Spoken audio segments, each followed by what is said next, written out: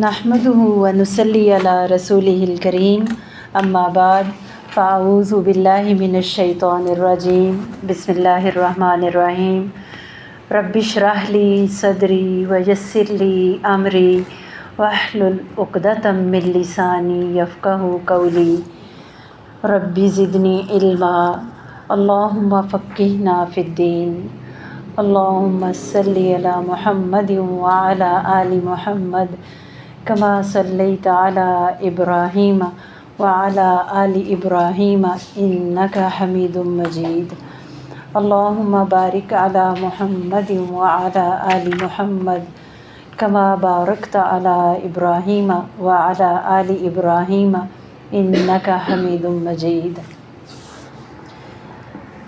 ہم سیرہ صحابہ رضی اللہ عنہم اجمعین کے سلسلے میں آج پھر اکٹھے ہوئے ہیں۔ صحابہ کرام وہ عظیم مسلمان تھے جو مسلمانوں کے لیے بے مثال نمونہ بن گئے، اور انہوں نے اسلام کی روشنی سے پوری دنیا کو منور کیا۔ انہوں نے اپنی زندگیاں رضائے الہی کے مطابق ڈھال لیں اور ہم سب کے لیے نمونہ بن گئے، رول ماڈلز بن گئے، اور ایسے رول ماڈل بنے کہ انہوں نے وہ مقام اور مرتبہ اللہ سبحانہ تعالیٰ کے پاس حاصل کیا، نہ صرف اللہ سبحانہ تعالیٰ کے پاس بلکہ دنیا میں بھی، کہ مسلمان بھی اور نان مسلمز بھی سب اس بات کے معترف ہیں کہ ان جیسی ہستیاں دوبارہ پیدا ہی نہیں ہوئیں۔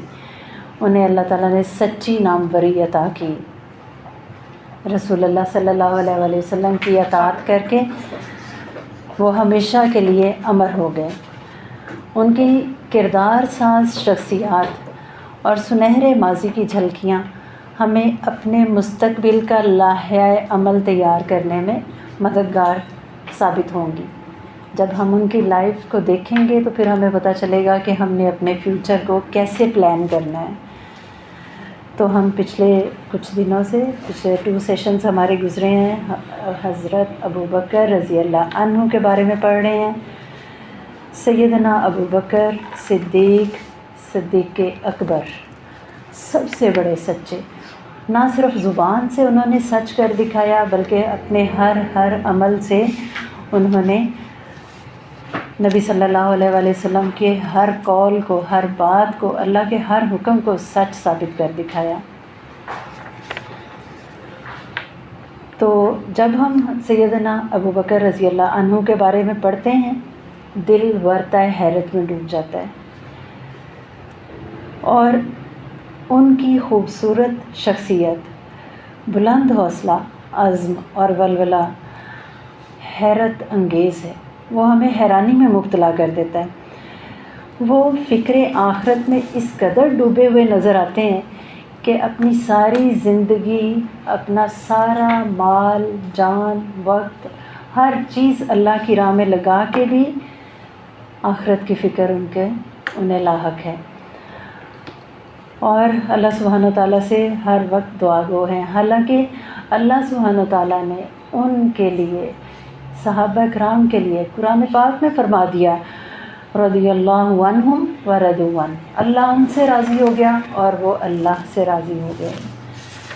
تو جب ہم حضرت ابوبکر رضی اللہ عنہ کی انتھک قربانیاں پڑھتے ہیں، تعاون علی البر والتقوی پڑھتے ہیں، اور زندگی بھر کی نیکیوں کا اور ان کی تگ و دو کا مطالعہ کرتے ہیں، تو یہ سب کچھ ہمیں حیرت میں مبتلا کر دیتا ہے۔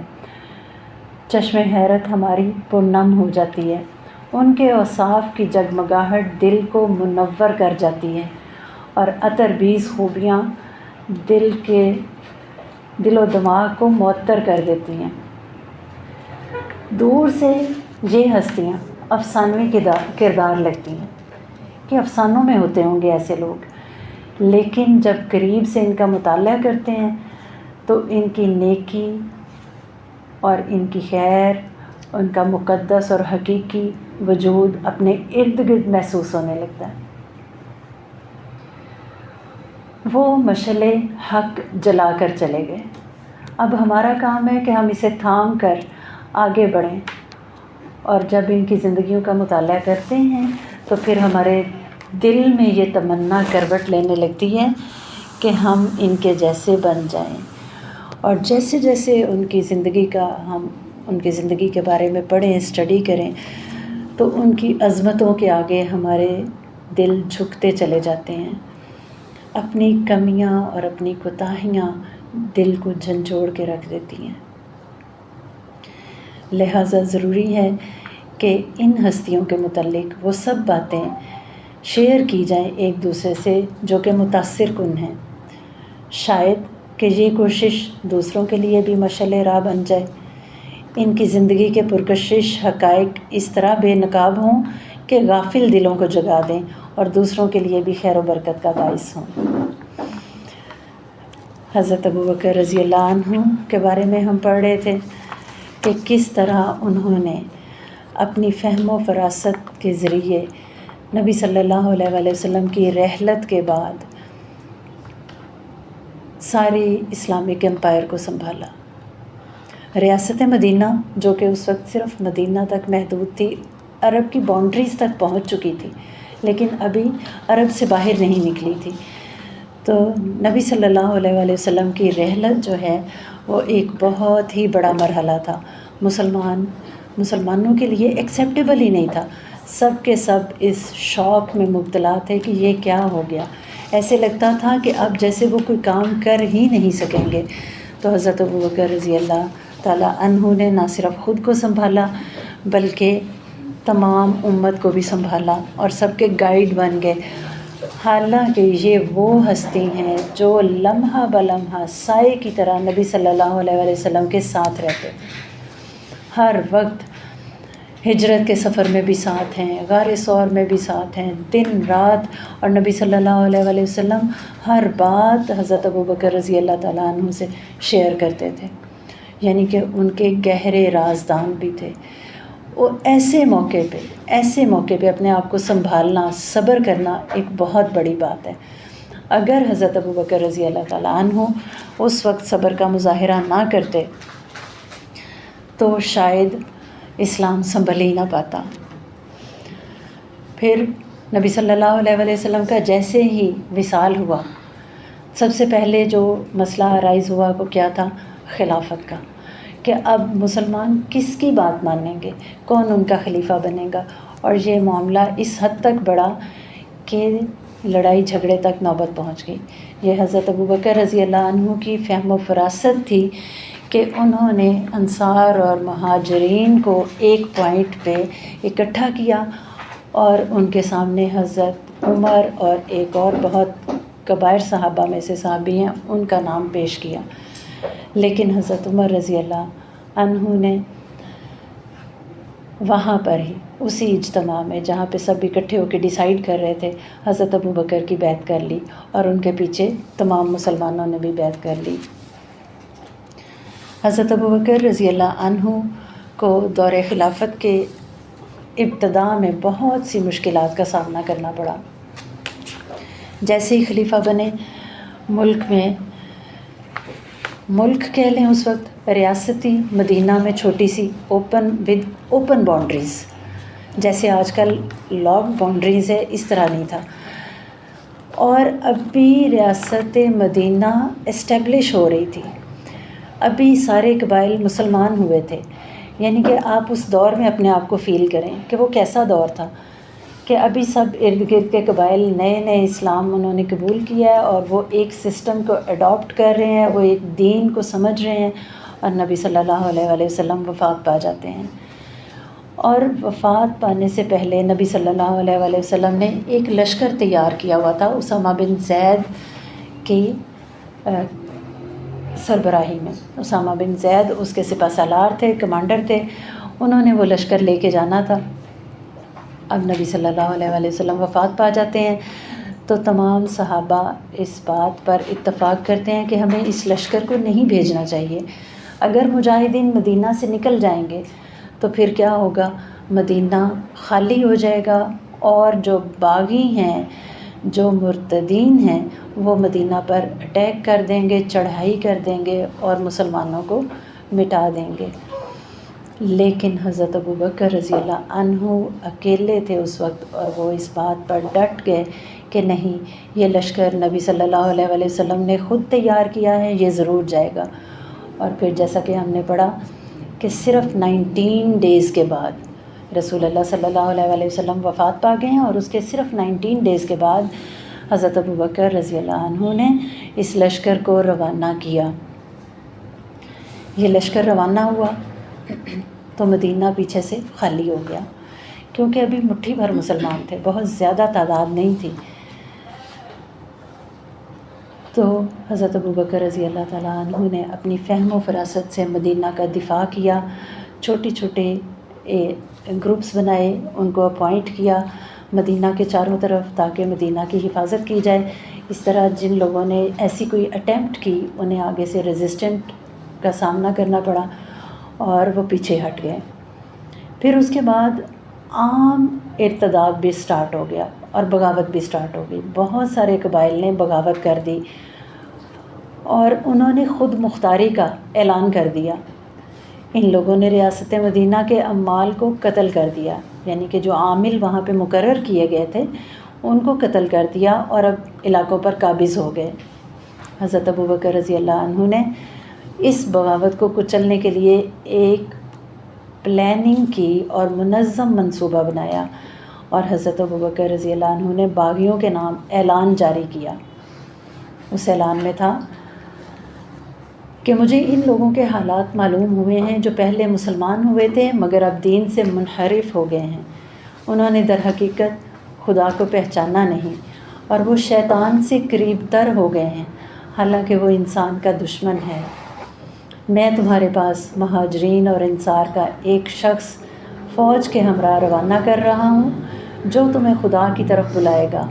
جو شخص اس کی بات مان لے گا وہ اسے قتل نہ کرے گا اور نہ اس سے لڑے گا، اور جو باز نہ آئے گا وہ اس کے خلاف تلوار اٹھائے گا اور کسی سے اسلام کے بغیر کچھ قبول نہیں کرے گا۔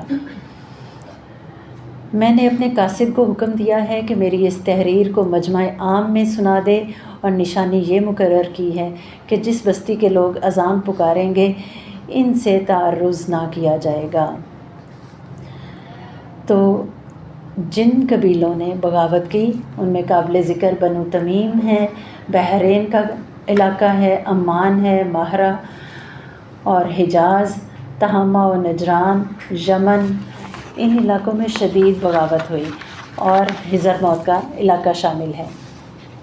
11 ہجری میں حضرموت کے لوگ بھی باغی ہو گئے اور زکوٰۃ سے بھی انکار کر دیا۔ مسلمانوں سے خون ریز لڑائی ہوئی، لڑائی کے بعد معافی مانگی اور اسلام قبول کر لیا، یعنی کہ ان علاقوں میں خوب لڑائیاں ہوئیں۔ بغاوت کو کچلنے کے بعد ایک اور جو مسئلہ درپیش آیا وہ تھا منکرین زکوٰۃ کا۔ کیا ہوا کہ جیسے ہی نبی صلی اللہ علیہ وسلم اس دنیا سے رخصت ہوئے تو کچھ قبائل نے اعلان کیا کہ وہ تو اب زکوٰۃ نہیں دیں گے۔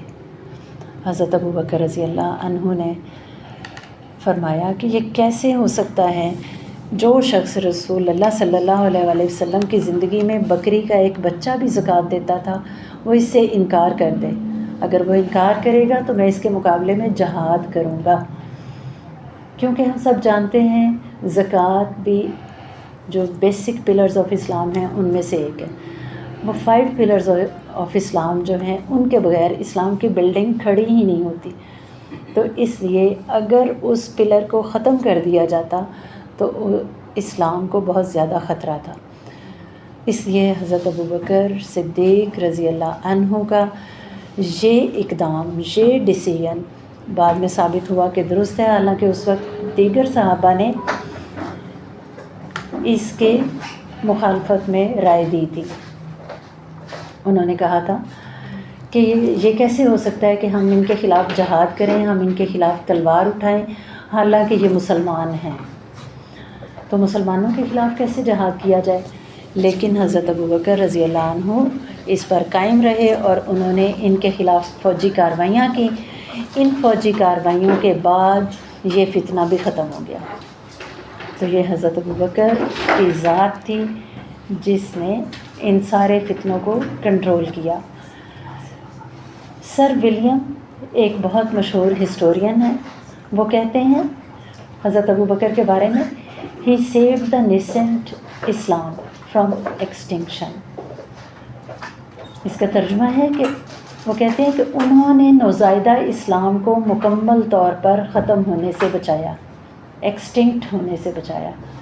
اگر حضرت ابوبکر نہ ہوتے تو اسلام ایکسٹنکٹ ہو جاتا، اس بات کو نان مسلمز بھی مانتے ہیں۔ یہ جو حضرت ابوبکر رضی اللہ عنہ کو لقب ملا ہے نا صدیق کا، یہ بہت بڑا لقب ہے۔ اس کا مطلب ہے کہ وہ اپنی بات میں بھی سچے تھے، اپنے عمل میں بھی سچے تھے، اپنے قول و فعل میں بھی سچے تھے۔ جو بات سنتے تھے جیسے ایز اٹ از ویسے ہی اس پر عمل کرتے تھے۔ ہمارا جنرل بیہیویئر کیا ہوتا ہے؟ ہم سنتے ہیں اور بہت سارے احکامات کا ہمیں پتہ بھی ہوتا ہے، لیکن ہمارا عمل اس کے خلاف ہوتا ہے۔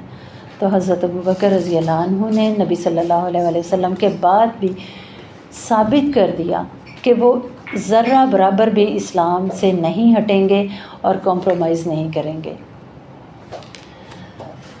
اگر حضرت ابوبکر رضی اللہ عنہ ایک ایک پوائنٹ پر، ہر مرحلے پر، ہر موڑ پر اس طرح قائم نہ رہتے تو یقیناً اسلام اس طرح ہم تک نہ پہنچتا۔ حضرت ابوبکر رضی اللہ عنہ نے جو کرنا تھا وہ انہوں نے کر لیا۔ اب کس کی باری ہے؟ اب ہماری باری ہے، ہم ان کی طرح صدیق بن جائیں۔ یہ اندرونی خطرات تھے جو مدینہ کو اپنے ارد گرد کے علاقوں سے تھے۔ اس کے ساتھ ساتھ بیرونی خطرات سے بھی حضرت ابوبکر صدیق نپٹے۔ انہوں نے ایرانیوں سے بھی جنگ کی۔ بیرونی فتوحات میں حضرت ابوبکر رضی اللہ عنہ کے زمانے میں روم اور ایران کے خلاف فتوحات کے سلسلے کا آغاز ہوا اور اس کی تکمیل حضرت عمر رضی اللہ عنہ کے زمانے میں ہوئی۔ ایران اور روم عظیم سلطنتیں تھیں، گریٹ امپائرز تھیں، ابھی بھی ان کے نام ہیں اور اس زمانے میں تو بہت اسٹرانگ اور بہت پاورفل تھیں۔ اور مسلمانوں کو کس حالت میں ان کے ساتھ لڑنا پڑا کہ مسلمانوں کی امپائر کوئی صدیوں پرانی نہیں تھی اور ابھی یہ پراپر امپائر کے لیول پہ پہنچی بھی نہیں تھی۔ بے سر و سامانی کے عالم میں بیک وقت دونوں محاذوں پہ لڑنا پڑا۔ روم والوں نے شام کے علاقے پر اور ایران والوں نے عراق کے علاقے پر قبضہ کر رکھا تھا۔ اس طرح دونوں سلطنتوں کی سرحدیں عرب سے مل جاتی تھیں کیونکہ شمال اور مشرق کی طرف سے جڑے ہوئے تھے۔ ایران سے جنگ کے بارے میں ہم نے پچھلی دفعہ بھی کچھ پڑھا تھا۔ ایران نے عراق پر قبضہ کیا ہوا تھا۔ عراق کی وادیاں زرخیز تھیں تو ایران وہاں تک پہنچا ہوا تھا اور عراق جو ہے وہ عرب کے ساتھ لگتا ہے۔ ایران پر ساسانی حکومت تھی، وہاں کے بادشاہ کسریٰ کہلاتے تھے۔ یہاں کے بادشاہ خسرو پرویز کو نبی صلی اللہ علیہ وآلہ وسلم نے دعوت اسلام کا خط بھیجا جو کہ اس نے پھاڑ کر ٹکڑے ٹکڑے کر دیا اور سفیر کے سامنے حضور صلی اللہ علیہ وآلہ وسلم کے متعلق توہین آمیز الفاظ کہے۔ اس کے علاوہ مدینہ کو ختم کرنے کی دھمکی بھی دی، یعنی کہ وہ اپنی طاقت کے نشے میں اتنا چور تھا کہ اس نے اس قدر گستاخی کی۔ تاہم پھر ہوا کیا اس کے ساتھ؟ اس کے اپنے ہی بیٹے نے اس کو قتل کر دیا۔ حضرت ابوبکر رضی اللہ عنہ کے زمانے میں بحرین میں جو بغاوت ہوئی اس میں ایرانیوں نے باغیوں کی مدد کے لیے اپنی فوج بھیجی تھی۔ ابھی جن بغاوتوں میں ہم نے پڑھا نا، بحرین میں بھی بغاوت ہوئی تھی، ایرانیوں نے باغیوں کی مدد کی تھی۔ اس کو تو مسلمانوں کی فوج نے مار بھگایا، مگر ان کی طرف سے جنگ کا خطرہ ہمیشہ رہتا تھا۔ اس بغاوت کو ختم کر دیا، ایرانی فوج واپس چلی گئی، لیکن خطرہ موجود تھا۔ عراق کی سرحد کے ساتھ ساتھ عرب قبائل ایک مدت سے ایران کے ظلم کا نشانہ بنے ہوئے تھے، لہٰذا مسنا جو اس سرحدی قبیلے میں رہتے تھے وہ مسلمان ہو چکے تھے۔ انہوں نے خلیفہ وقت سے مدد مانگی، یعنی کہ اس باؤنڈری پہ جو قبائل تھے وہ اسلام ایکسیپٹ کر چکے تھے، اب وہ اسلام کے انڈر آ گئے تھے۔ انہوں نے خلیفہ سے مدد مانگی تو حضرت ابوبکر رضی اللہ عنہ نے حضرت خالد بن ولید رضی اللہ عنہ کو عراق کی طرف بھیجا۔ وہاں یہ لوگ بھی 8,000 کی فوج لے کر ساتھ شامل ہو گئے اور عراق کے خلاف لڑائی لڑی گئی، اور دراصل یہ لڑائی ایرانیوں کے ساتھ تھی۔ ایرانیوں نے جگہ جگہ لڑائیاں کی مگر ہر محاذ پر شکست کھائی اللہ کی رحمت سے۔ اس میں ہم نے جنگ سلاسل لاسٹ ٹائم پڑھی تھی۔ سلاسل کو کہتے ہیں انگلش میں چینز، بیٹل آف چینز۔ یہ لڑائی عراق کے گورنر ہرمز اور خالد بن ولید رضی اللہ عنہ کے درمیان ہوئی۔ ہرمز نے اپنی فوج کو کنٹرول کرنے کے لیے اور ثابت قدم رکھنے کے لیے چینز پہنا دی تھی، زنجیریں باندھ دی تھیں کہ یہ لوگ واپس نہ بھاگیں۔ تو تاہم سخت لڑائی کے بعد اس نے شکست کھائی اور زنجیروں میں بندھے ہونے کے باعث کیا ہوا کہ اس کی آرمی بھاگ نہ سکی اور بہت زیادہ وہ قتل ہوئے، بری طرح سے شکست کھائی اور ہرمز بھی مارا گیا۔ ایران کے بادشاہ کسریٰ کو ہرمز کے مرنے سے پہلے اس کا خط ملا تھا اور اس نے اس کی مدد کے لیے لشکر روانہ کیا ہوا تھا۔ اس لشکر کی قیادت شاہی خاندان کا ایک فرد کارن وہ کر رہا تھا۔ ابھی وہ مقام میں مزار پر پہنچا تھا کہ اسے ہرمز کی شکست کی خبر ملی تو وہ ٹھہر گیا۔ یہاں پر باقی شکست ماندہ جو فوج تھی وہ بھی آ کر اس سے مل گئی۔ حضرت خالد بن ولید اس فوج کا پیچھا کرتے ہوئے مزار کے مقام پر پہنچے۔ ایک خون ریز جنگ کے بعد جس میں 30,000 ایرانی ہلاک ہوئے اور کارن کو شکست ہوئی، مسلمان آرمی نے فتح حاصل کی اور یہاں سے ایرانیوں کو شکست دی۔ اس کے بعد جنگ دلجہ ہوئی، دلجہ کے مقام پر، ہیرا کے مقام پر بھی جنگ ہوئی، دومتات الجندل، ان سب جگہوں پر سرکشی جو ہے اس کو ختم کیا گیا، ایران کو وہاں سے نکال دیا گیا اور مسلمان حکومت وہاں پر قائم ہو گئی۔ عراق اور شام کی سرحد پر آباد عیسائی قبیلے بھی ایرانیوں کے ساتھ شامل ہو گئے۔ عراق اور شام کی سرحد پر آباد عیسائی قبیلے بھی ایرانیوں کے ساتھ شامل ہو گئے، فراز کے مقام پر، یعنی کہ مسلمان آگے بڑھتے جا رہے ہیں اور کچھ وہاں پر جو وہاں کے لوکلز ہیں وہ ایران کے ساتھ مل جاتے ہیں اور یہ مقام ہے فراز۔ تو جنگ فراز میں کیا ہوا کہ عراق اور شام کی سرحد پر جو عیسائی قبیلے آباد تھے وہ ایرانیوں کے ساتھ مل گئے۔ اس لشکر نے دریائے فرات عبور کیا اور مسلمانوں پر حملہ کیا۔ مسلمانوں نے بھرپور مقابلہ کیا اور دشمن نے پسپائی اختیار کی، بہت سو کو مسلمانوں نے مارا۔ پیچھے دریا تھا جو نکل بھاگے، وہ دریائے فرات میں ڈوب گئے اور اس طرح سے مکمل طور پر امن اور امان قائم ہو گیا۔ دوسری طرف روم کے ساتھ بھی جنگیں ہوئیں۔ شام کے مقام پر لشکر کشی کی گئی۔ ہجرت کے 8ویں سال جنگ معطا میں شام کا بادشاہ خود لڑا تھا مسلمانوں کے خلاف۔ جنگ تبوک کے بعد حضرت اسامہ بن زید بھی لشکر لے کر گئے تھے اور فتح یاب ہوئے، تاہم کوئی فیصلہ کن نتائج برآمد نہ ہو سکے۔ اب حضرت ابوبکر رضی اللہ عنہ نے کیا کیا؟ انہوں نے تمام مسلمانوں سے اپیل کی کہ وہ لشکر اسلام میں داخل ہوں۔ بہت سے لوگ جب جمع ہو گئے تو انہوں نے 4 فوجی لشکروں کے 4 سپہ سالار بنا دیے، یعنی پوری آرمی کو 4 پارٹس میں ڈیوائیڈ کر دیا۔ ایک پارٹ کے سپہ سالار ابو عبیدہ بن جراح تھے، دوسرے کے یزید بن ابی سفیان، تیسرے کے حضرت شرجیل رضی اللہ عنہ، چوتھے کے عمرو بن عاص۔ مجموعی طور پر 27,000 کا لشکر تھا اور اس ساری آرمی کے سپہ سالار خالد بن ولید تھے۔ ان دنوں ہرقل یعنی کہ کیسر روم شام میں تھا اور حمص میں مقیم تھا۔ اس نے بڑی تعداد میں فوج جمع کی اور سارے ملک میں پھیلا دی۔ مسلم فوجیں ایک جگہ، اس نے سارے ملک میں اپنی فوج پھیلا دی تاکہ مسلم آرمی ایک جگہ پر جمع نہ ہو سکے۔ لہٰذا چھوٹی موٹی جھڑپوں کے بعد ابو عبیدہ نے خلیفہ سے مزید کمک طلب کی تو حضرت ابوبکر نے خالد بن ولید کو لکھا کہ عراق کی نصف فوج مسنا کے ماتحت چھوڑ کر شام چلے جائیں۔ پھر بصرہ کے مقام پر جنگ ہوئی۔ حضرت خالد بن ولید نے تیزی سے 5 دن میں صحرا کا سفر طے کیا اور رومی فوج کو بصرہ کے مقام پر شکست دی۔ وہ جزیہ دے کر صلح پر تیار ہو گئے۔ اسی طرح مقام اجنادین پر اسلامی لشکر ان سے لڑا۔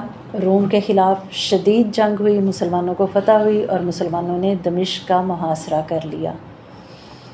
دمشق کے محاصرے کے دوران حضرت ابوبکر رضی اللہ عنہ وفات پا جاتے ہیں اور حضرت عمر رضی اللہ عنہ خلیفہ بن جاتے ہیں۔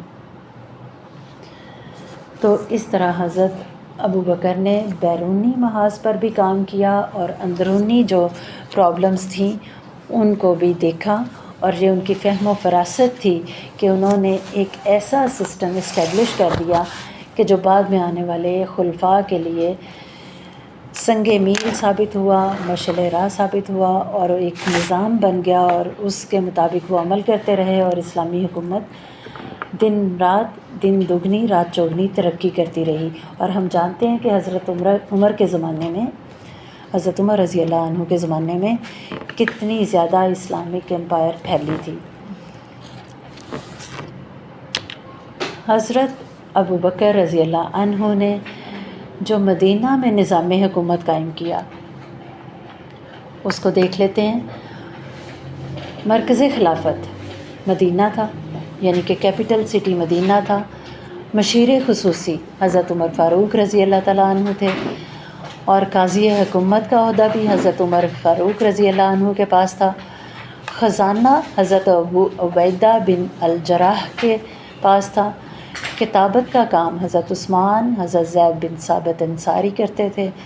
ارباب افتاء حضرت علی، حضرت عبداللہ بن مسعود، حضرت معاذ بن جبل، حضرت ابی ابن کعب اور حضرت زید بن ثابت تھے۔ افتاء کا مطلب ہے فتویٰ، یعنی کہ کسی بھی میٹر میں آپ نے رائے لینی ہے تو یہ مجلس شورا تھی جس سے وہ مشورہ کرتے تھے، اور پھر اس مشورے کے مطابق سٹیپ لیا جاتا تھا۔ ٹھیک ہے، جیسے اب ہم کہہ سکتے ہیں کہ کیبنٹ ہوتی ہے پرائم منسٹر کی، تو اس طرح انہوں نے ارباب افتاء کا ایک گروپ بنایا جو کہ بہت کبائر صحابہ پر مشتمل تھا۔ پھر مالی انتظامات نہایت احسن طریقے سے ادا کیے۔ زکوٰۃ، عشر، جزیہ اور مال غنیمت سے جو آمدنی آتی وہ بیت المال میں جمع ہو جاتی۔ آپ رضی اللہ عنہ کی خلافت کے زمانے میں قبیلہ جہینہ کی کانوں سے بہت سا مال آیا۔ مائنز ہوتی ہیں، اس قبیلہ سے مائنز برآمد ہوئیں اور ان مائنز سے بہت سا مال آیا، اور جب بنو سلیم کی کان کھلی تو وہاں سے بھی زکوٰۃ آنے لگی۔ تمام آمدنی آزاد، غلام، مرد، عورت، چھوٹے یا بڑے، سب میں برابر تقسیم کی جاتی، یعنی کہ مسلمانوں نے کسی قسم کی کلاسیفیکیشن نہیں کی، کلاس سسٹم نہیں بنایا۔ جو غلام تھے، جو آزاد تھے، مرد، عورت، سب میں برابر مال تقسیم کیا حضرت ابوبکر رضی اللہ عنہ نے۔ تقسیم وظائف میں حضرت ابوبکر رضی اللہ عنہ کا طرز عمل نہایت حکیمانہ اور دانشمندانہ تھا۔ اس سے عرب میں سیاسی وحدت پیدا ہوئی، یعنی کہ یونٹی پیدا ہوئی، اور ہر شہری کو برابر کے حقوق ملے۔ اس کا رزلٹ کیا ہوا کہ ہر شخص نے حکومت کی اطاعت کو ضروری سمجھا، اور خلیفہ کی ذات سے وفاداری کا جذبہ پیدا ہوا، اور دربار خلافت کے احکام پر عمل کے شوق سے مرکزی حکومت کو استحکام ملا۔ حضرت عائشہ رضی اللہ عنہا فرماتی ہیں کہ پہلے سال غلام اور آزاد، مرد اور عورت، بوڑھا اور بچہ، ہر کسی کو 10-10 دینار دیے گئے۔ دوسرے سال 20-20 دینار دیے گئے۔ کچھ مسلمانوں نے آ کر کہا، یا امیر المومنین، بعض لوگوں نے دوسروں پر قبول اسلام میں سبقت کی ہے اور دوسری فضیلتیں بھی انہیں حاصل ہیں، لیکن آپ سب میں مال برابر تقسیم کرتے ہیں، بہتر ہو کہ آپ ان اصحاب کو ترجیح دیں۔ مگر حضرت ابوبکر رضی اللہ عنہ نے فرمایا، فضیلت کا اجر اللہ کے پاس ہے، یہ بیت المال تو معاش کا ذریعہ ہے، اس میں مساوات بہتر ہے۔ کتنا زبردست جواب تھا کہ فضیلت کس کی زیادہ ہے کس کی کم ہے، یہ تو اللہ بہتر جانتا ہے۔ آپ رضی اللہ عنہ بیت المال کی رقم سے جہاد فی سبیل اللہ کے لیے اونٹ، گھوڑے اور اسلحہ بھی خریدتے۔ 1 سال دیہات سے کمبل آئے تو وہ خرید کے موسم سرما کے لیے مدینہ کی بیواؤں میں تقسیم کیے۔ حضرت ابوبکر رضی اللہ عنہ کا جب انتقال ہوا تو آپ کی تدفین سے فارغ ہو کر حضرت عمر نے امانت داروں کو بلایا۔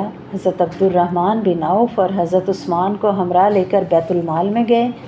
دیکھا کہ وہاں پہ نہ کوئی درہم تھا نہ دینار، صرف ایک بوری پڑی ہوئی تھی، وہ جھاڑی تو صرف 1 درہم نکلا، کیونکہ آپ رضی اللہ عنہ سارا مال حق کے ساتھ اپنی زندگی میں ہی تقسیم فرما چکے تھے۔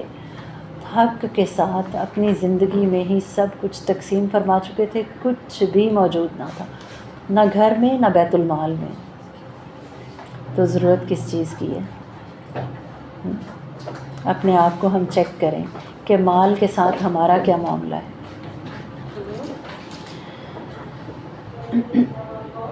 اس درجہ امانت کو دیکھ کر ان لوگوں نے حضرت ابوبکر رضی اللہ عنہ کے لیے رحمت کی دعا مانگی۔ پھر جن جن علاقوں کو فتح کیا تھا وہاں کی عوام کے ساتھ کیسا رویہ تھا؟ مفتوحہ عوام کے ساتھ رویہ، اہل ایران عرب کاشتکاروں اور مزاروں سے غلاموں کی طرح سلوک کرتے تھے اور فصل کی بٹائی سے اتنا کم حصہ دیتے کہ ان کا گزارا بھی مشکل ہوتا۔ حضرت ابوبکر رضی اللہ عنہ کو جب یہ حالات معلوم ہوئے تو انہوں نے سپہ سالاروں کو خصوصی ہدایات بھیجیں کہ مزاروں اور مزدوروں کو قید نہ کیا جائے، ان سے سختی سے بات نہ کی جائے اور نہ ہی ان پر کسی قسم کا ظلم و ستم کیا جائے، آئندہ ان کی محنت کا پورا معاوضہ دیا جائے اور ان کے ساتھ پوری طرح عدل و مساوات سے معاملہ کیا جائے۔ مفتوحہ علاقوں کے انتظامی امور وہیں کے لوگوں کے سپرد کر دیے گئے۔ جن علاقوں کو فتح کرتے تھے ان علاقوں کے لوکلز کو ہی وہاں کے انتظامات سپرد کر دیتے تھے، لیکن اس سے پہلے انہیں یہ ساری انسٹرکشنز دی جاتی تھیں۔ عراق کے مفتوحہ قبیلوں اور نہروں کے عام نظم و نسق کے ذمہ دار مقامی باشندے تھے، مسلمان صرف ان کو لک آفٹر کرتے، ان کی دیکھ بھال کرتے۔ پھر اور کیا کیا گیا؟ مفتوحہ عوام کو آزادی رائے کا حق دیا گیا، اور ہم جانتے ہیں کہ آج بھی جو جاگیرداروں کے مزارے ہوتے ہیں ان کی کیا وقت ہے، ان کا کیا سٹیٹس ہے، وہ اظہار رائے کی آزادی رکھتے ہیں کہ نہیں رکھتے، یہ ہم سب اچھی طرح جانتے ہیں۔ لیکن حضرت ابوبکر رضی اللہ عنہ نے کیا کیا کہ مفتوحہ عوام کو آزادی رائے کا حق دیا تاکہ وہ ملک کے انتظامی امور میں شریک مشورہ ہوں۔ شام میں ملک سے متعلق تمام اہم امور میں وہاں کے لوگوں سے مشورہ لیا جاتا تھا۔ یہ چیز ان کے لیے بالکل نئی تھی، وہ صدیوں سے شہنشاہیت کی غلامی میں زندگی بسر کر رہے تھے، لہٰذا حکومت کے بلند ایوانوں میں ان کو مشورے کا اعزاز ملا تو وہ حیرت زدہ رہ گئے۔ ان کے لیے ایک عجیب انہونی بات تھی کہ وہ بھی اپنے رائے کا اظہار کر سکتے ہیں، اور ہم جانتے ہیں کہ صحابہ جو ہیں وہ خلیفہ وقت کو بھی ٹوک دیتے تھے، ایون کہ خواتین بھی ٹوک دیتی تھیں، تو مسلمانوں کو اظہار رائے کی آزادی تھی۔ یہی آزادی جب شام میں ان لوگوں کو ملی تو وہ حیران رہ گئے۔ تعجب کے ساتھ ساتھ یہ بات ان کے لیے باعث مسرت بھی تھی، اور مسلمان فاتحین کی اسی رواداری اور عدل نے ان کو بہت متاثر کیا۔ اس کے نتیجے میں کئی لوگ تو خود ہی مسلمان ہو گئے، کیونکہ وہ سمجھ گئے تھے کہ اسلامی تہذیب انسانیت کی فلاح و بہبود کی ضامن ہے۔ اب انہیں سمجھ آ گئی تھی کہ اسلام فلاح و بہبود کا دین ہے، ویلفیئر کا دین ہے۔ حضرت ابوبکر رضی اللہ عنہ کا دور خلافت اگرچہ بہت مختصر تھا، کتنا مختصر تھا؟ 2 سال 3 ماہ 10 دن بس، لیکن اس میں کتنے بڑے بڑے کام کیے کہ آج تک ہسٹورینز حیران ہیں کہ وہ 2 سال میں اتنے کام کر کے ایک سسٹم اسٹیبلش کر دیا انہوں نے۔ ان کا دور خلافت اگرچہ بہت مختصر تھا، لیکن ان کے عہد خلافت میں عراق اور شام بہت جلد اسلام سے متاثر ہوئے۔ جو لوگ مسلمان نہ ہوئے وہ از خود جزیہ دینے پر آمادہ ہو گئے۔ حضرت ابوبکر کی اسٹریٹجی اور ایکویلٹی کی بدولت مفتوحہ اقوام دین اسلام کو بہتر مستقبل کی ضمانت سمجھ کر اسلامی حکومت کی حمایت کرنے لگیں۔ عموماً جنگوں میں کیا ہوتا تھا، فاتح افواج آگے بڑھتی، ایک علاقہ فتح کر لیا ہے، اب فوج آگے بڑھی ہے، ایڈوانس کیا اس نے، تو لوکلز کیا کرتے، پیچھے سے اٹیک کر دیتے، ٹھیک ہے۔ لیکن مسلمانوں کے ساتھ کیا ہوا؟ حضرت ابوبکر رضی اللہ عنہ کی فہم و فراست، سمجھداری کی وجہ سے مفتوحہ اقوام سے جو رواداری کی پالیسی اختیار کی گئی، اس کا اسلام کو یہ فائدہ ہوا کہ پیچھے سے حملے کا خطرہ دور ہو گیا، کیونکہ وہ لوگ تو حیران رہ گئے کہ ہمیں اتنی امپورٹنس دی جا رہی ہے، ہمیں اتنے بینیفٹس دیے جا رہے ہیں، تو وہ اس حکومت کے وفادار ہو گئے۔ پھر اسی طرح ذمی رعایا کے حقوق، ذمی کہتے ہیں نان مسلمز کو۔ رسول اللہ صلی اللہ علیہ وآلہ وسلم نے غیر مسلموں کو بھی اسلامی مملکت میں پناہ دی تھی، اور عہد ناموں میں یعنی کہ کانٹریکٹس کے ذریعے ان کے حقوق واضح فرمائے تھے۔ حضرت ابوبکر رضی اللہ عنہ نے ذمی رعایا کے ان حقوق کو نہ صرف برقرار رکھا بلکہ اپنی سٹیمپ اور سگنیچر کے ذریعے اس کی توثیق بھی کی۔ لہٰذا ان کے دور خلافت میں جو ممالک فتح ہوئے، وہاں کی ذمی رعایا کو تقریباً وہی حقوق دیے گئے جو مسلمانوں کو حاصل تھے۔ اہل ہیرا سے جو معاہدہ ہوا، اس کا اہم مگر مختصر حصہ یہ ہے، ان کے ساتھ جو کانٹریکٹ ہوا تھا اس کا ایک پارٹ یہ ہے کہ ان کی خانقاہیں اور گرجے گرائے نہیں جائیں گے، اور نہ کوئی ایسا قصر گرایا جائے گا جس میں وہ ضرورت کے وقت دشمنوں کے مقابلے میں قلعہ بند ہوتے ہیں، یعنی ان کے قلعے جو ہیں وہ بھی گرائے نہیں جائیں گے۔ ناقوس اور گھنٹے بجانے پر ممانعت نہیں ہوگی۔ عبادت کے لیے وہ کیسے اکٹھے ہوتے ہیں؟ ناقوس بجاتے ہیں، گھنٹے بجاتے ہیں، پھر وہ اکٹھے ہوتے ہیں، جیسے ہماری اذان ہے۔ تہوار کے موقعوں پر سلیب نکالنے سے روکے نہ جائیں گے، یعنی کہ فریڈم آف ورشپ باقاعدہ ایگریمنٹ کے ذریعے ان کو دی گئی۔ خلیفہ اول کے دور میں جزیہ ادا کرنے میں بھی آسانی دی گئی۔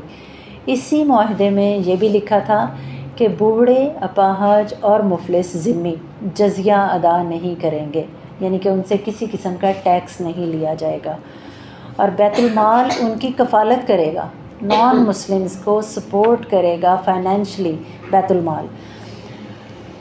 جزیہ یا ٹیکس صرف انہی لوگوں پر مقرر تھا جو اسے دینے کی استطاعت رکھتے تھے، چنانچہ ہیرا کے 7,000 لوگوں میں سے 1,000 مکمل طور پر جزیہ دینے سے ایگزمپٹڈ تھے، باقی ذمے بھی صرف 10 درہم سالانہ ادا کرتے۔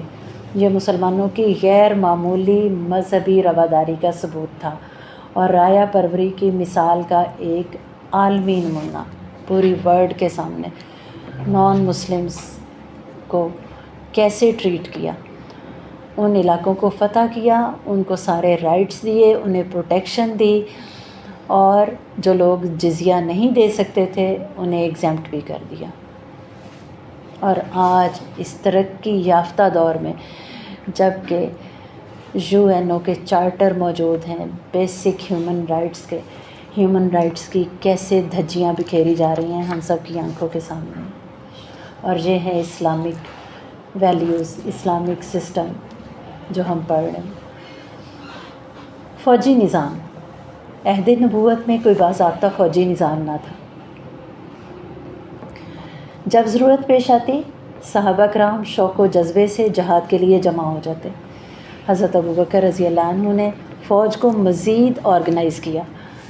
جب کوئی مہم درپیش ہوتی تو فوج کو الگ الگ دستوں میں تقسیم کر کے ان کا سپہ سالار مقرر کر دیتے۔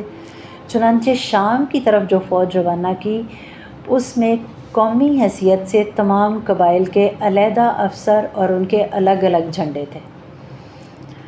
امیر الامراء یعنی کہ کمانڈر ان چیف کا نیا عہدہ بھی خلیفہ اول کی ایجاد ہے، یعنی کہ دستے بنائے گئے، ہر دستے کا ایک کمانڈر تھا اور سارے کمانڈرز کا ایک کمانڈر ان چیف تھا، اور سب سے پہلے آپ رضی اللہ عنہ نے حضرت خالد بن ولید رضی اللہ عنہ کو اس عہدے پر مقرر کیا۔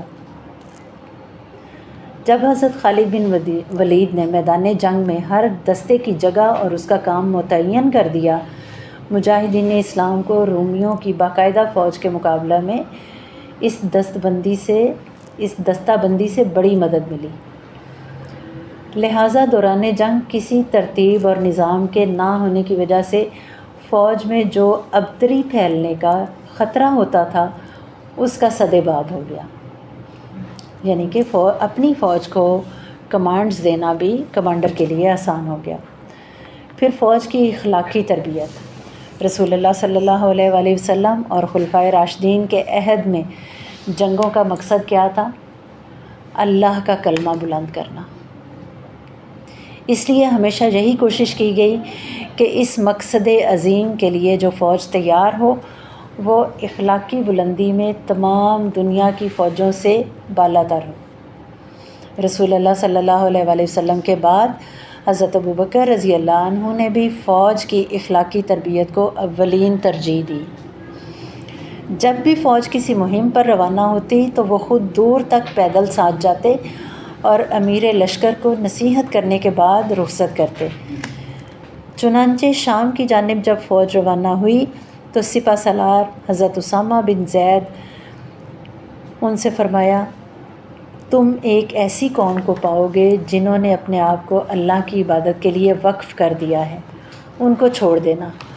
میں تمہیں نصیحت کرتا ہوں، خیانت نہ کرنا، مال نہ چھپانا، بے وفائی سے بچنا، کسی لاش کے اعضاء نہ کاٹنا، بوڑھوں، بچوں اور عورتوں کو قتل نہ کرنا، خانقاہوں میں رہنے والے راہبوں کو قتل نہ کرنا، کھجوروں اور پھل لانے والے درختوں کو نہ کاٹنا، کھانے کے علاوہ کسی اور غرض کے لیے جانوروں کو ذبح نہ کرنا۔ یہ ساری ہدایات دے کے سپہ سالار کو روانہ کرتے تھے۔ جب حضرت خالد بن ولید جنگ فراز میں دشمن کو شکست دے چکے، وہ جو ایران کی جنگیں ہوئی تھیں، جب ان کو شکست دے چکے تو انہیں شوق ہوا کہ وہ حج ادا کریں۔ انہوں نے اس بات کو خفیہ رکھا اور اپنے چند ساتھیوں کے ساتھ مکہ روانہ ہوئے۔ حج کی ادائیگی کے بعد ہیرا میں تیز رفتاری سے اپنے دستے سے آ ملے، لیکن چونکہ ان کے سر منڈے ہوئے تھے لہٰذا اس بات کی خبر حضرت ابوبکر رضی اللہ عنہ تک پہنچ گئی۔ انہوں نے بہت برا محسوس کیا اور حضرت خالد بن ولید رضی اللہ عنہ کو خط لکھا۔ لکھتے ہیں، تم چلتے جاؤ حتیٰ کہ تم یرموک میں مسلمانوں کے لشکر سے جا ملو، کیونکہ وہ اس وقت دشمن کے نرغے میں ہیں اور زخمی ہیں۔ یہ حرکت جو تم نے ابھی کی ہے آئندہ نہ کرنا۔ یہ اللہ کا فضل ہے کہ تم مسلمانوں کو دشمن کے نرغے سے صاف بچا لاتے ہو اور تمہارے سامنے دشمن کے چھکے چھوٹ جاتے ہیں۔ اے ابو سلیمان، میں تمہیں تمہارے اخلاص اور خوش قسمتی پر مبارکباد دیتا ہوں۔ اس مہم کو پایہ تکمیل تک پہنچاؤ، اللہ تعالیٰ تمہاری مدد فرمائے گا۔ فخر اور غرور کا شکار نہ ہو جانا، ورنہ ناکام و نامراد ہو جاؤ گے۔ اپنے کسی بھی عمل پر نازا نہ ہونا، کیونکہ اللہ تعالیٰ ہی احسان کرنے والا ہے اور وہی جزا دینے والا ہے۔ یعنی کہ خط لکھ کے بھی نصیحت فرماتے، اخلاقی تربیت کرتے رہتے فوج کی۔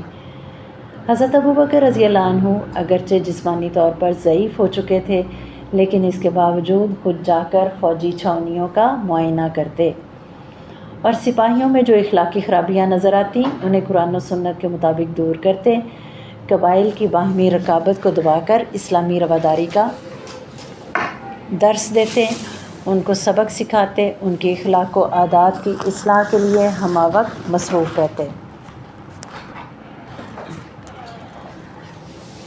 اسی طرح سامان جنگ کی فراہمی، حضرت ابوبکر رضی اللہ عنہ نے سامان جنگ کی فراہمی کا بہترین انتظام فرمایا۔ مختلف ذرائع سے جو آمدنی آتی اس کا معقول حصہ فوجی ساز و سامان اور اسلحہ کی خریداری پر لگا دیتے۔ اس کے علاوہ قرآن پاک میں اللہ تعالیٰ نے مال غنیمت میں رسول اللہ صلی اللہ علیہ وسلم اور ذوی القربیٰ کے جو حصے مقرر کیے ان کو بھی فوجی مصارف کے لیے مخصوص کر دیا، کیونکہ رسول اللہ صلی اللہ علیہ وسلم بھی ضروری مصارف کے بعد اس کو اسی کام میں لاتے۔ جنگی اونٹ اور گھوڑوں کی پرورش کے لیے مقام بقیع میں ایک مخصوص چراگاہ تیار کی گئی جس میں ہزاروں جانور پرورش پاتے۔ یہ سب کیا تھا؟ اپنے ڈیفنس کے لیے آرمی کو آرگنائز کیا جا رہا تھا، اس کی تیاریاں کی جا رہی تھی۔ جیسے آج ہم ٹینکس خریدتے ہیں اور ہم میزائل خریدتے ہیں، جنگی جہاز خریدتے ہیں، تو اس زمانے میں گھوڑے، اونٹ، تلواریں، تو اس طرح سے تیاری کی جاتی تھی اور بجٹ کا ایک بڑا حصہ اس پر لگایا جاتا تھا۔ نہ لگایا جاتا تو کیا ہوتا؟ کیسے اپنے آپ کو ڈیفینڈ کیسے کرتے؟ ڈیفینس ہی نہ کر پاتے، اور پھر جو اٹیک کرتا ہے اس کے ساتھ مقابلہ ہی نہ کر سکتے، ایڈوانس کیسے کرتے، دوسروں کو دعوت کیسے دیتے؟ تو اس لیے مسلمانوں کو اپنے ڈیفینس پر خرچ کرنے کے لیے اللہ سبحانہ وتعالیٰ نے قرآن پاک میں بھی ترغیب دی ہے۔ اور پھر ایک بہت بڑا اور بہت اہم کام حضرت ابوبکر رضی اللہ عنہ کے دور میں ہوا، وہ کیا تھا؟ تدوین قرآن۔ جنگ یمامہ میں 70 حفاظ صحابہ شہید ہوئے، 70 حافظ، اور جبکہ اتنے زیادہ تعداد میں مسلمان ہی نہیں تھے ابھی۔ تو حضرت عمر رضی اللہ عنہ نے حضرت ابوبکر رضی اللہ عنہ کو مشورہ دیا کہ اس طرح قرآن کے ضائع ہونے کا خطرہ ہے، لہٰذا اسے مصحف کی شکل دے کر محفوظ کر لیا جائے۔ حضرت ابوبکر رضی اللہ عنہ نے ان کے مشورے پر عمل کرتے ہوئے کاتب وحی حضرت زید بن ثابت کو تدوین قرآن کی ذمہ داری سونپی۔ زید بن ثابت رضی اللہ عنہ کہتے ہیں، حضرت ابوبکر رضی اللہ عنہ نے مجھے بلا کر کہا، عمر رضی اللہ عنہ نے مجھے قرآن پاک کی تدوین کا مشورہ دیا، تو میں نے کہا جو کام رسول اللہ صلی اللہ علیہ وسلم نے نہیں کیا وہ میں کیسے کر سکتا ہوں؟ رسول اللہ صلی اللہ علیہ وسلم کی زندگی میں بک فارم میں قرآن پاک نہیں تھا، اسکیٹرڈ فارم میں تھا۔ تو حضرت ابوبکر نے آگے سے تھوڑا سا ہچکچاہٹ کا اظہار کیا، لیکن حضرت عمر رضی اللہ عنہ نے کہا امت کی بہتری کے لیے یہ ضروری ہے، اور اتنی مرتبہ اصرار کیا کہ اللہ نے میرا سینہ کھول دیا اور میں نے عمر سے اتفاق کر لیا۔ حضرت زید بن ثابت کہتے ہیں، جس وقت حضرت ابوبکر رضی اللہ عنہ یہ بات کر رہے تھے، حضرت عمر رضی اللہ عنہ سر جھکائے خاموشی سے بیٹھے تھے۔ ابوبکر رضی اللہ عنہ نے پھر مجھے کہا، تم جوان اور عقل مند ہو، تمہاری صداقت اور راست گفتاری میں کوئی شک نہیں۔ رسول اللہ صلی اللہ علیہ وسلم کے عہد مبارک میں وحی کی کتابت کا اعزاز تمہیں حاصل تھا، اس لیے تم ہمت کرو اور قرآن مجید کو یکجا کر دو۔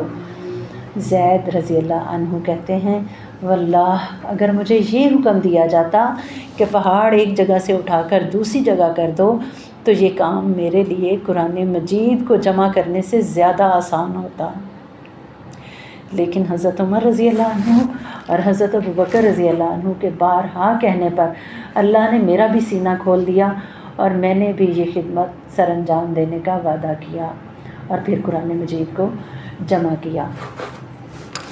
اس سے ہمیں کیا پتہ چلتا ہے کہ صحابہ کرام رضی اللہ عنہم ایک ذرہ برابر بھی نبی صلی اللہ علیہ وسلم کے راستے سے ہٹنے پہ تیار نہیں تھے۔ اللہ سبحانہ تعالیٰ نے پھر ان کا سینہ کھولا کہ یہ کام ضروری ہے، تو پھر انہوں نے کیا اور بہت دنوں تک غور و فکر کیا، پہلے ایک دم سے سمجھ آئی اور فوراً نہیں اسٹیپ لیا۔ حضرت زید بن ثابت کی سرکردگی میں کئی جلیل القدر صحابہ کی کمیٹی تشکیل دی گئی، پوری ایک کمیٹی بنی تھی جنہوں نے قرآن کو جمع کیا، نہایت تحقیق اور احتیاط کے ساتھ رسول اللہ صلی اللہ علیہ وسلم کی بتائی ہوئی ترتیب سے لکھا۔ حفاظ ہر آیت کی تصدیق کرتے، دو قابل اعتماد گواہوں کی اس گواہی کے بعد وہ رسول اللہ صلی اللہ علیہ وسلم کے سامنے گواہی اس بات پر لی جاتی کہ یہ آیت رسول اللہ صلی اللہ علیہ وسلم کے سامنے لکھی گئی ہے، اس گواہی کے بعد اسے قلم بند کیا جاتا۔ ٹھیک ہے، وہ کمیٹی کیا کرتی تھی کہ حفاظ ہر آیت کی تصدیق کرتے اور دو قابل اعتماد گواہوں کی اس گواہی کے بعد کہ وہ رسول اللہ صلی اللہ علیہ وسلم کے سامنے لکھی گئی تھی، پھر اسے قلم بند کیا جاتا۔ بالآخر قرآن پاک ایک صحیفے کی شکل میں محفوظ کر لیا گیا۔ یہ اتنا بڑا کارنامہ تھا کہ امت مسلمہ ہمیشہ ان صحابہ کرام کی ممنون احسان رہے گی۔ حضرت ابوبکر رضی اللہ عنہ کمزور ہو چکے تھے۔ ایک سرد دن میں حضرت ابوبکر رضی اللہ عنہ نے غسل کیا تو بخار ہو گیا، مسلسل کئی دن نہ اترا، حتیٰ کہ مسجد بھی نہ جا سکتے تھے۔ اس دوران حضرت عمر رضی اللہ عنہ امامت کے فرائض انجام دیتے رہے۔ مرض بڑھتا گیا اور جب زندگی کی امید نہ رہی تو انہوں نے اپنے گھریلو معاملات کی طرف توجہ کی۔ حضرت عائشہ رضی اللہ عنہا کو انہوں نے مدینہ یا بحرین کے نواح میں اپنی ایک جاگیر دے دی تھی، لیکن اب خیال آیا کہ اس سے دوسرے وارثوں کی حق تلفی ہوگی، اس لیے حضرت عائشہ کو بلا کر فرمایا، جانے پدر، غربت اور امارت دونوں حالتوں میں تم مجھے سب سے زیادہ محبوب رہی ہو، لیکن جو جاگیر میں نے تمہیں دی ہے کیا تم اس میں اپنے بہن بھائیوں کو شریک کر لو گی؟ حضرت عائشہ رضی اللہ عنہا نے حامی بھر لی۔ اس کے بعد آپ رضی اللہ عنہ نے بیت المال سے جتنا قرض لیا تھا اس کا حساب لگایا اور وصیت فرمائی کہ ان کا ایک خاص باغ بیچ کر بیت المال کی ادائیگی کر دی جائے۔ حضرت ابوبکر رضی اللہ عنہ نے اپنی زندگی کے آخری دنوں میں حضرت عمر کو خلیفہ نامزد کیا تو چند صحابہ کو یہ فیصلہ درست نہ لگا۔ کسی نے کہا، حضرت عمر رضی اللہ عنہ کی طبیعت میں بہت سختی ہے، آپ اللہ کو کیا جواب دیں گے؟ یہ سن کر حضرت ابوبکر رضی اللہ عنہ کو غصہ آ گیا اور لوگوں سے فرمایا، مجھے بٹھا دو۔ پھر بیٹھ کر فرمایا، میں اللہ کو نہایت عاجزی سے کہوں گا کہ اے اللہ، اس وقت تیری زمین پر جو سب سے بہترین بندہ تھا میں نے اس کو خلیفہ نامزد کیا تھا۔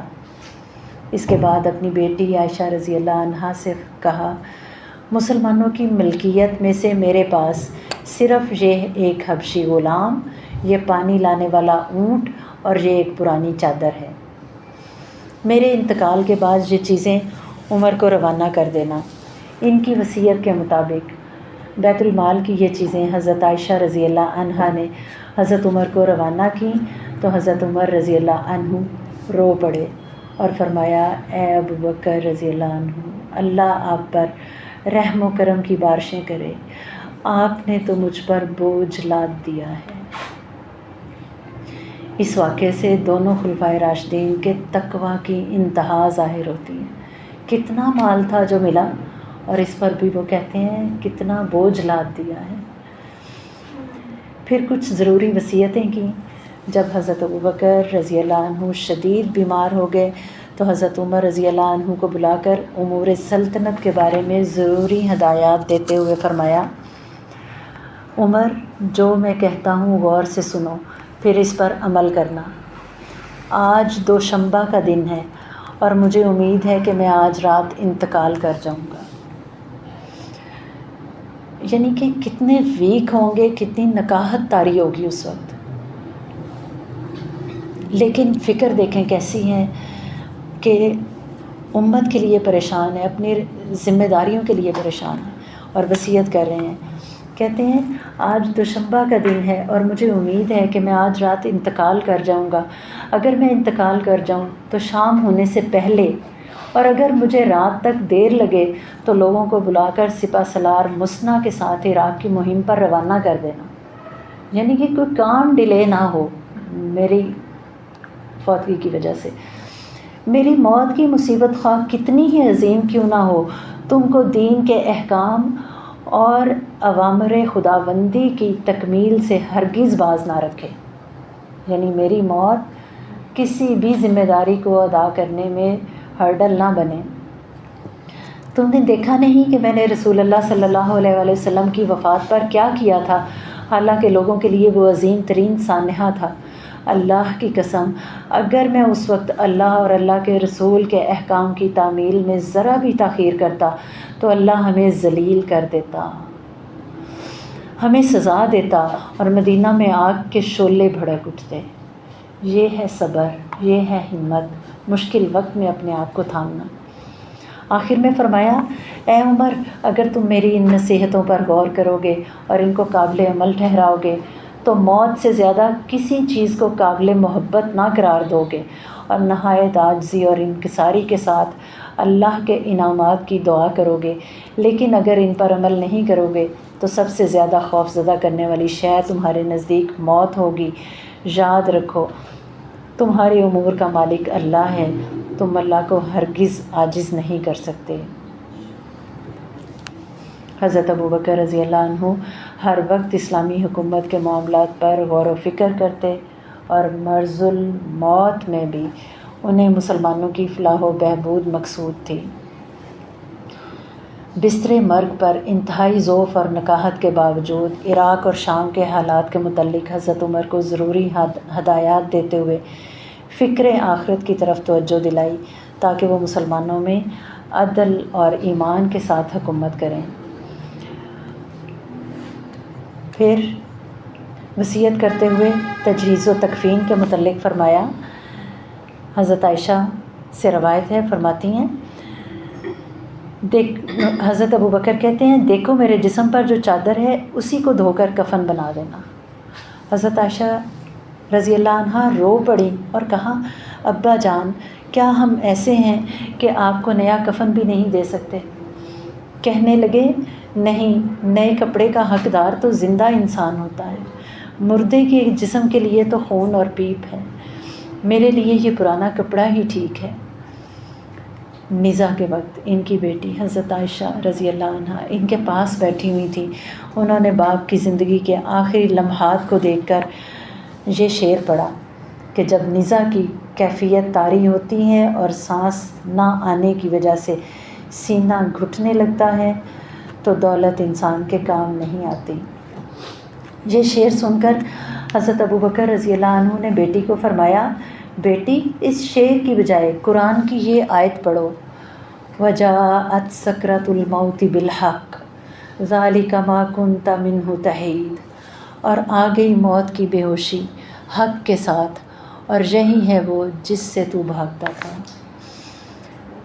इसके बाद पूछा, आज कौन सा दिन है? कहने लगी, दोशंबा। फिर पूछा, रसूलुल्लाह सल्लल्लाहु अलैहि वसल्लम का विसाल किस रोज़ हुआ था? उन्होंने कहा, दोशंबा के रोज़। ये सुनकर फरमाया, तो फिर मेरी आरज़ू है कि आज ही की रात इस फ़ानी दुनिया से रुखसत हो जाऊं।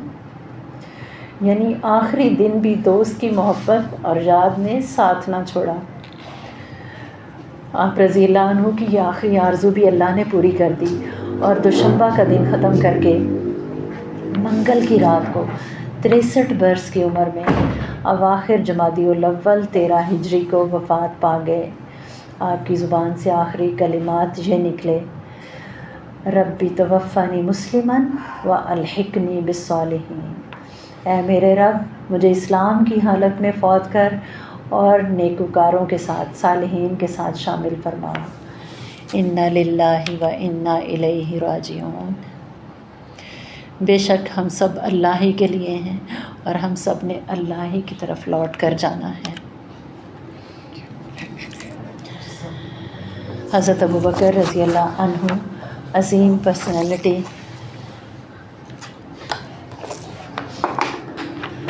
उनकी लाइफ में हमारे लिए बहुत से लेसन्स हैं।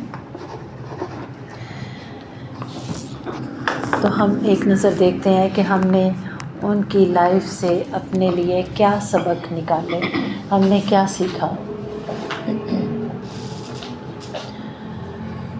हज़रत अबू बकर रज़ी अल्लाह अन्हु वफ़ादारी और अक़ीदत का पैकर थे। ساری زندگی وفاداری کا ثبوت دیا، اور ان کی وفاداری غیر متزلزل تھی، یعنی کہ ایک لمحے کے لیے بھی وہ نہیں ڈگمگائے اور ایک مثالی نمونہ بن گئے۔ ہمت و استقامت کا پیکر تھے، بہت سارے چیلنجز کا سامنا کرنا پڑا، پھر بھی ثابت قدم رہے، عاجزی اور سادگی کے ساتھ زندگی بسر کی۔ حالانکہ ایک ویلدی مرچنٹ تھے، امیر سوداگر تھے مکہ کے، اور بعد میں خلیفہ وقت بنے، لیکن سادگی کی مثال قائم کی، عدل و انصاف کے ساتھ سب کے ساتھ یکساں سلوک کیا اور انصاف کو یقینی بنایا۔ ان کی زندگی سے ہم سیکھتے ہیں کہ ہمدردی اور رحم دلی کسے کہتے ہیں، خاص کر غریبوں اور مسکینوں کے ساتھ۔ کیسے انہوں نے غریب غلاموں کو آزاد کیا، کمزور غلاموں کو۔ پھر قیادت اور ذمہ داری، نبی صلی اللہ علیہ وآلہ وسلم کی وفات کے بعد مسلم کمیونٹی کی رہنمائی کرتے ہوئے غیر معمولی قائدانہ صلاحیتوں کا مظاہرہ کیا۔ اس میں ہمارے لیے بہت بڑا لیسن ہے کہ حالات کیسے بھی ہوں اس وقت اپنے آپ کو سنبھالیں اور آگے بڑھیں۔ مصیبت کے وقت ہمت نہیں ہارتے تھے، بے لوث خدمت کی، دین کی، اسلام کی اور اثار کی ایک مثال بن گئے۔ اپنا گھر بار، اپنا مال، اپنی جان، اپنا وقت سب کچھ لگا دیا، اور علم و حکمت کے متلاشی رہتے تھے۔ بخشش اور رحمت، فکر آخرت تھی، اللہ سے بخشش چاہتے تھے، اللہ کی رحمت چاہتے تھے، اور اس لیے انہوں نے اپنا سب کچھ قربان کر دیا۔ ہم اپنا سب کچھ کس لیے قربان کرتے ہیں؟ ہم اپنا سب کچھ، اپنا وقت، اپنی جان، اپنا مال کس مقصد کے لیے استعمال کرتے ہیں؟ تو سب سے زیادہ پریورٹی کیا تھی حضرت ابوبکر رضی اللہ عنہ کی؟ آخرت میں کامیابی، اور اسی کامیابی کے لیے تمام چیزیں استعمال کرنی چاہیے۔ پھر تقویٰ اور روحانیت،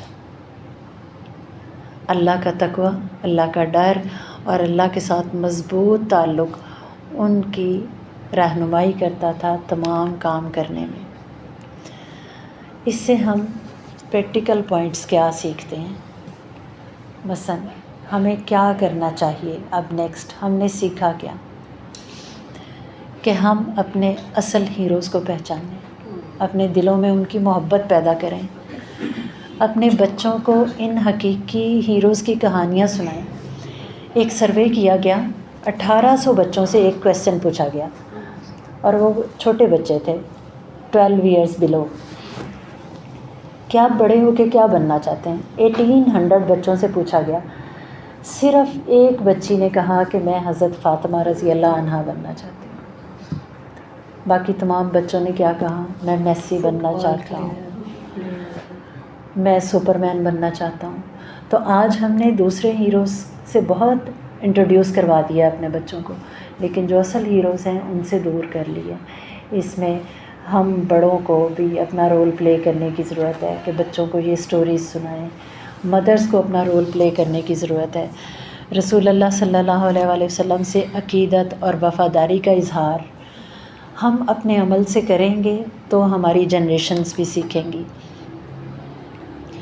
پھر ہمت اور استقامت، یعنی کہ لڑکھڑانا نہیں، ثابت قدم رہنا ہے، قائم رکھنا ہے اپنے آپ کو، عاجزی اور سادگی اختیار کرنی ہے۔